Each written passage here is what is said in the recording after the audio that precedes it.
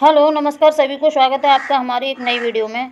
तो इस पर हम यूपी टेट के प्रैक्टिस सेट डालते हैं, यूपी टेट के प्रैक्टिस सेट, जिसमें हर एक प्रैक्टिस सेट में 30 क्वेश्चन होते हैं और काफ़ी प्रैक्टिस सेट हम डाल चुके हैं। वीडियो को देखें, लाइक करें, शेयर करें, कमेंट करें। और उसमें पर्यावरण, बाल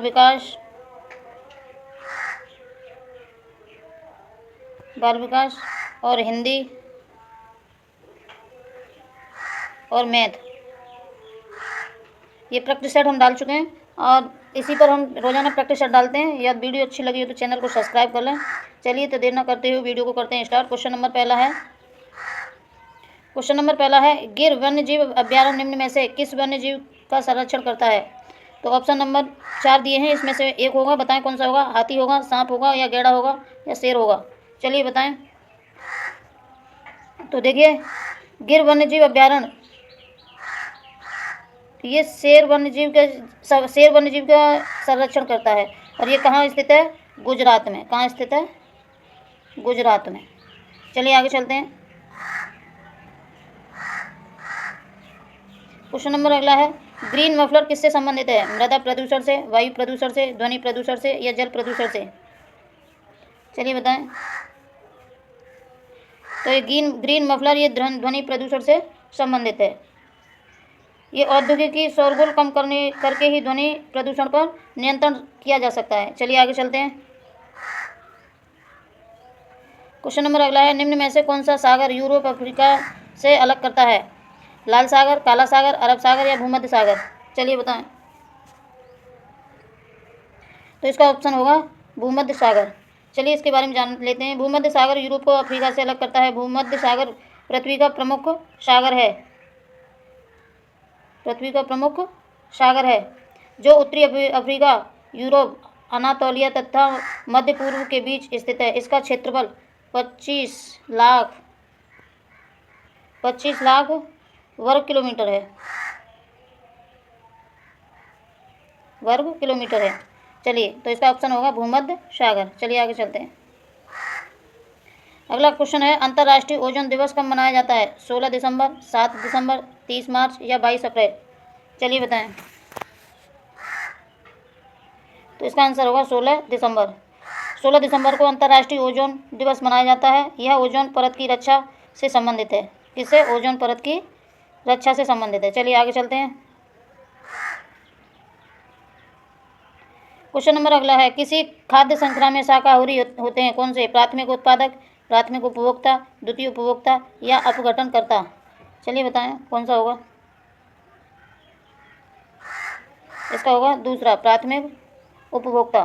प्राथमिक उत्पादक को किसी खाद्य श्रृंखला में शाकाहारी माना जाता है। प्राथमिक उत्पादक अपना भोजन स्वयं मृदा से प्राप्त करते हैं। चलिए आगे चलते हैं।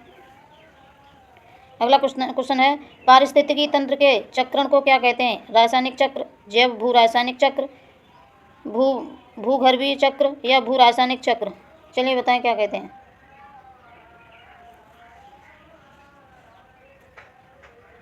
तो इसका ऑप्शन होगा दूसरा, जैव भू रासायनिक चक्र।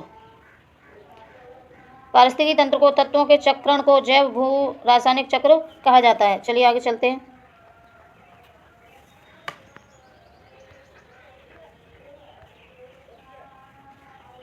अगला क्वेश्चन है निम्नलिखित ईंधनों में से कौन सा न्यूनतम पर्यावरणीय प्रदूषण उत्पन्न करता है? डीजल, पेट्रोल, हाइड्रोजन, या कोयला? चलिए बताएं। तो इसका आंसर होगा पेट्रोल। चलिए इसके बारे में जान लेते हैं। सामान्यतः हाइड्रोजन एक ऐसा वैकल्पिक ईंधन है जो वातावरण में न्यूनतम पर्यावरणीय प्रदूषण को उत्पन्न करता है। चलिए आगे चलते हैं। क्वेश्चन नंबर अगला है संकटग्रस्त जंतु दैत्याकार पांडा पाया जाता है। कहाँ पाया जाता है? ऑस्ट्रेलिया में, भारत में, या चीन में, या ब्राज़ील में? चलिए बताएं।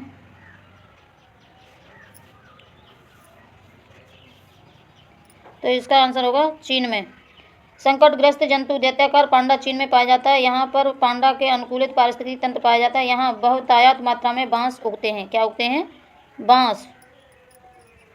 कहाँ? चीन में। चलिए आगे चलते हैं।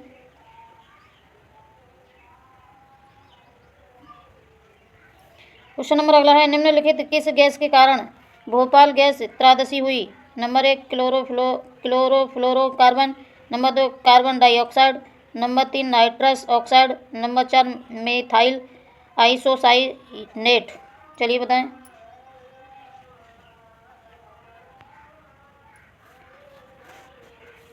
इसका आंसर होगा चौथा। चलिए इसके बारे में जानते हैं। भोपाल में मेथाइल आइसोसाइनेट गैस के कारण भयंकर त्रासदी हुई, जिसमें हजारों लोगों की मृत्यु हो गई। चलिए आगे चलते हैं। क्वेश्चन नंबर अगला है, किस देश में क्रिसमस का त्यौहार गर्मियों में मनाया जाता है? जापान, भारत, ऑस्ट्रेलिया या अमेरिका? चलिए बताएं। इसका आंसर होगा तीसरा, ऑस्ट्रेलिया में ये क्रिसमस का त्यौहार गर्मियों में मनाया जाता है। चलिए बहुत ही वेरी इंपॉर्टेंट सवाल है। ऑस्ट्रेलिया में क्रिसमस का त्यौहार गर्मियों में मनाया जाता है, क्योंकि पृथ्वी पर जब उत्तरी ध्रुव में ठंड पड़ती है, पृथ्वी पर उत्तरी ध्रुव में जब ठंड पड़ती है तो उस समय सूर्य दक्षिणायन हो जाता है और दिसंबर के महीने में ऑस्ट्रेलिया में अधिक गर्मी पड़ती है। इसी समय ऑस्ट्रेलिया में क्रिसमस का त्यौहार मनाया जाता है। चलिए आगे चलें। क्वेश्चन नंबर अगला है, गंगा एक्शन प्लान को लाने का उद्देश्य निम्नलिखित में से किस सुधार हेतु है? नंबर 1 जल की गुणवत्ता, नंबर 2 जल का वेग, नंबर 3 जल की प्रचुरता, नंबर 4 जल का तापमान। चलिए बताएं।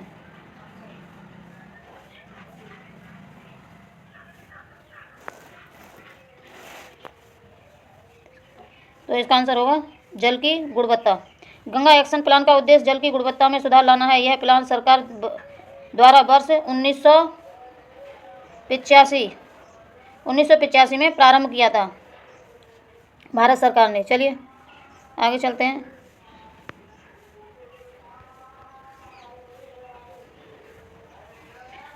क्वेश्चन नंबर अगला है, निम्नलिखित में से कौन सा वृक्ष जैविक कीटनाशक उत्पादक है? नीम, देवदार, चीड़ या ओक? चलिए बताएं। तो इसका ऑप्शन होगा पहला नीम। नीम वृक्ष एक जैविक कीटनाशक का उत्पादक है। यह भारतीय पर्यावरण के अनुकूल है। आयुर्वेदिक में नीम की बहुत ही उपयोगी माना जाता है। आयुर्वेदिकों में नीम को बहुत ही उपयोगी माना जाता है। चलिए आगे चलें। क्वेश्चन नंबर अगला है, भू पारिस्थितिकी तंत्र में ऊर्जा का महत्वपूर्ण स्रोत ... क्या है? सूर्य है, पृथ्वी है या चंद्रमा है या शुक्र है? चलिए बताएं। इसका आंसर होगा पहला सूर्य, विटामिन डी।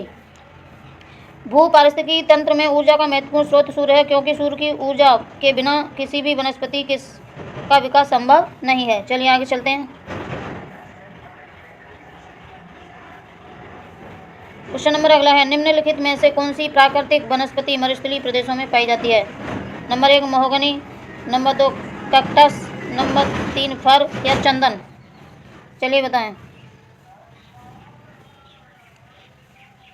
इसका आंसर होगा दूसरा, कैक्टस प्राकृतिक वनस्पति मरुस्थलीय प्रदेशों में पाई जाती है। यह सुपुष्प वनस्पतियों का एक जीव वैज्ञानिक फूल है, जो अपने मोटे फूले हुए तनों में पानी बटोरकर शुष्क व रेगिस्तानी परिस्थितियों में जीवित रहने और कांटों से भरे हुए रूप के लिए जाना जाता है। चलिए आगे चलते हैं।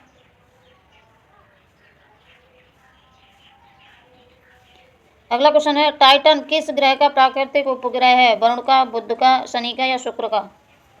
चलिए बताएं। इसका आंसर होगा तीसरा, शनि का। टाइटन शनि एक ग्रह का प्राकृतिक उपग्रह है। यह बृहस्पति के बाद सौरमंडल का सबसे बड़ा ग्रह है। सबसे बड़ा ग्रह कौन सा है? बृहस्पति। उसके बाद ये शनि है। चलिए आगे चलते हैं। क्वेश्चन नंबर अगला है, निम्नलिखित में से कौन सा बायोडीजल फसल है? बायोडीजल की फसल है कपास, जैट्रोफा, गन्ना या आलू? चलिए बताएं। तो इस क्वेश्चन का आंसर आपको पता चल गया होगा, जैट्रोफा।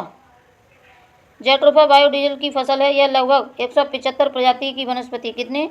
175 प्रजाति की वनस्पति के समूह है, जिसमें झाड़ियाँ और पौधे सम्मिलित हैं। इसके पौधे भारत, अफ्रीका, उत्तरी अफ्रीका और कैरेबियन जैसे ट्रॉपिकल क्षेत्रों में पाए जाते हैं। चलिए आगे चलते हैं।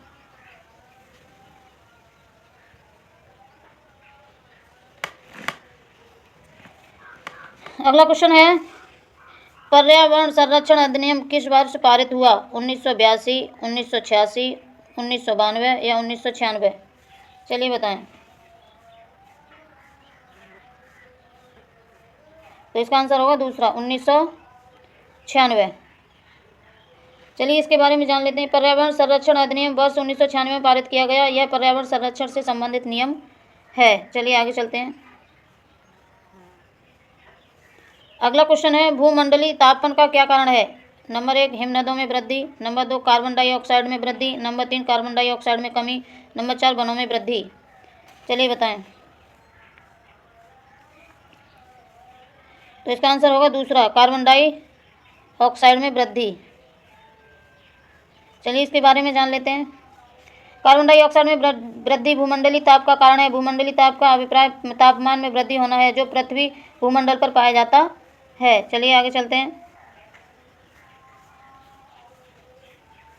क्वेश्चन नंबर अगला है, निम्नलिखित में से किसमें सर्वाधिक जैव विविधता पाई जाती है? नंबर 1 शीतोष्ण पर्णतापी वन बायोम में, नंबर 2 उष्णकटिबंधीय सदाबहार वर्षा वन बायोम, नंबर 3 शीतोष्ण घास प्रदेश बायोम, नंबर 4 सवाना बायोम। चलिए कौन सा ऑप्शन होगा इसका बताएं।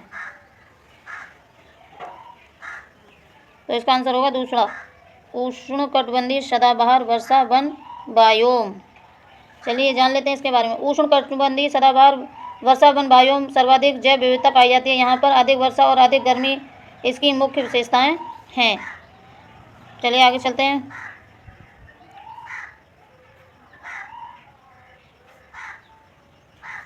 क्वेश्चन नंबर अगला है, निम्न में से किस मृदा का निर्माण लावा द्वारा होता है? नंबर 1 लाल मिट्टी, नंबर 2 काली मिट्टी, नंबर 3 जलोढ़ मिट्टी या लेटेराइट मिट्टी। चलिए बताएं। तो इसका आंसर होगा दूसरा काली मिट्टी। मृदा का निर्माण किससे होता है? काली मिट्टी के द्वारा होता है। चलिए, काली मिट्टी का निर्माण लावा द्वारा होता है। ज्वालामुखी क्रिया के दौरान पृथ्वी के अंदर से निकलने वाला लावा काली मिट्टी का रूप धारण कर लेता है। यह कपास हेतु सर्वाधिक उपजाऊ होती है। यह काली मिट्टी कपास के लिए सर्वाधिक उपजाऊ होती है। चलिए आगे चलते हैं। क्वेश्चन नंबर अगला है, वायुमंडल की कौन सी परत प्रकाश की पराबैंगनी किरणों को पृथ्वी की सतह पर आने से रोकती है? नंबर 1 समताप मंडल, नंबर 2 क्षोभ मंडल, नंबर 3 आयन मंडल, नंबर 4 मध्य मंडल। चलिए बताएं। तो इसका आंसर होगा पहला समताप मंडल। समताप मंडल में पाई जाने वाली ओजोन परत प्रकाश की पराबैंगनी किरणों को पृथ्वी की सतह पर आने से रोकती है। चलिए आगे चलते हैं।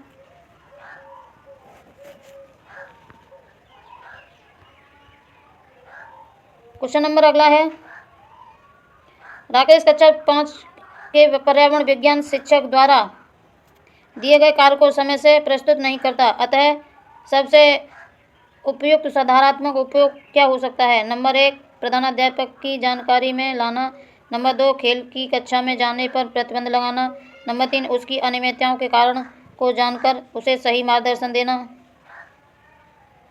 चलिए, और नंबर 4 उसकी अनियमितताओं की लिखित जानकारी माता पिता को देना। चलिए कौन सा ऑप्शन होगा इसका? तो इसका ऑप्शन होगा तीसरा, उसकी अनियमितताओं के कारण को जानकर उसे सही मार्गदर्शन देना। चलिए इसके बारे में जान लेते हैं। शिक्षक के छात्र की अनियमितताओं के कारण को जानकर उसे ही सही मार्ग पर चलाना ही उपयुक्त कार्य होगा ताकि उसमें सुधार हो सके। चलिए आगे चलते हैं। क्वेश्चन नंबर अगला है, मध्य प्रदेश में कौन सा शहर झीलों का शहर कहलाता है? भोपाल, उज्जैन, इंदौर या ग्वालियर? चलिए बताएं। इसका आंसर कौन सा होगा? इसका आंसर होगा पहला भोपाल। मध्य प्रदेश की राजधानी भोपाल, ये भोपाल मध्य प्रदेश की राजधानी भी है। मध्य प्रदेश की राजधानी भोपाल को झीलों का शहर कहा जाता है क्योंकि यहाँ झीलों की संख्या सर्वाधिक है। भोपाल में सबसे अधिक झीलें हैं। चलिए आगे चलते हैं। क्वेश्चन नंबर अगला है, शिक्षक की सबसे बहुमूल्य निधि क्या है? उसकी सेवा होगी या वेतन होगा या गर्व होगा या छात्रों का विश्वास? चलिए बताएं। तो इसका आंसर होगा चौथा। सबसे पहले छात्रों में विश्वास रखना ही अध्यापक का धर्म है। शिक्षक की सबसे बहुमूल्य निधि नेता होता है। शिक्षक की सबसे बहुमूल्य निधि होता है अपने छात्रों का विश्वास, जिसके आधार पर शिक्षक और छात्रों के मध्य मित्रवत एवं संबंध बना रहता है। चलिए आगे चलते हैं।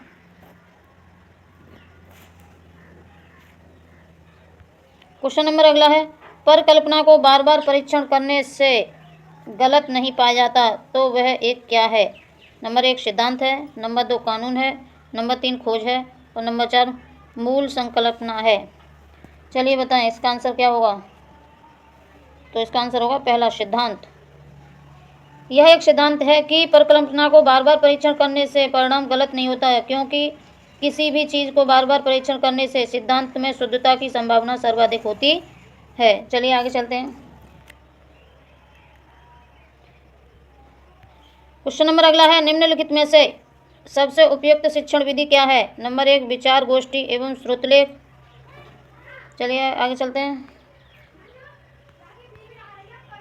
नंबर 2 श्रुतलेख एवं दिया गया कार्य। नंबर 3 विचार गोष्ठी एवं कार्य योजना। नंबर 4 व्याख्यान एवं श्रुतलेख। चलिए बताएं इसका ऑप्शन क्या होगा। चलिए बताएं। तो इसका आंसर होगा तीसरा विचार गोष्ठी एवं कार्य योजना। उपयुक्त शिक्षण विधि विचार गोष्ठी एवं कार्य योजना शिक्षा के क्षेत्र में सबसे उपयुक्त शिक्षण विधि है। यह शिक्षा की गुणवत्ता को भी सुधारती है। चलिए आगे चलते हैं। क्वेश्चन नंबर अगला है, निम्नलिखित में से कौन सी ग्रीन हाउस गैस नहीं है? Number 1 carbon dioxide, number 2 nitrous oxide, number 3 helium, number 4 methane. चलिए बताएं।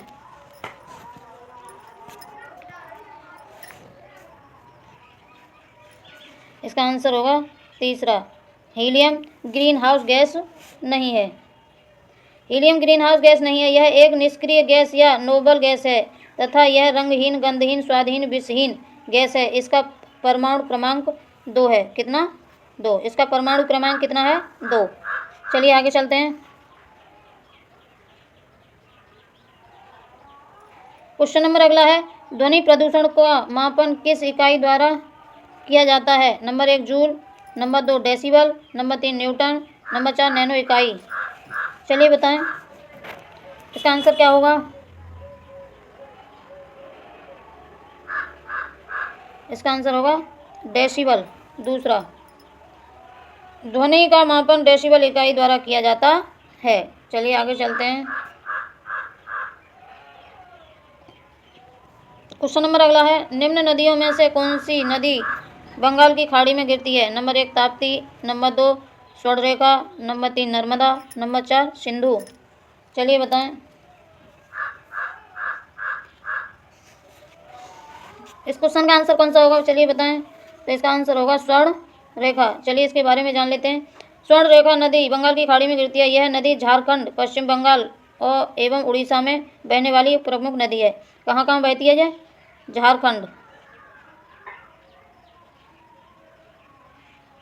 झारखंड, पश्चिम बंगाल और उड़ीसा।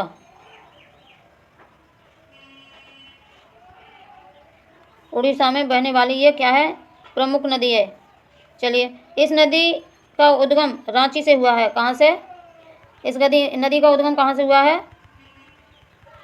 रांची से।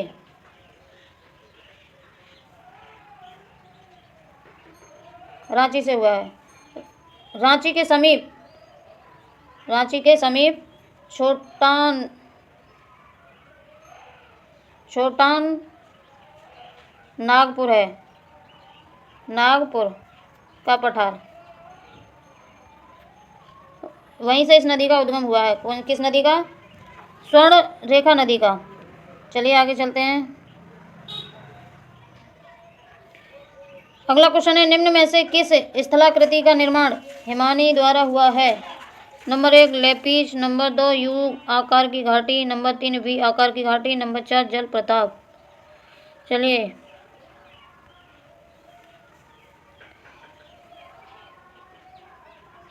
यू आकार की घाटी का निर्माण हिमनदियों द्वारा होता है। यह इसका नामकरण अंग्रेजी वर्णमाला के अक्षर यू अक्षर यानी यू अक्षर के आधार पर हुआ है, जिसमें इस घाटी की आकृति मिलती है।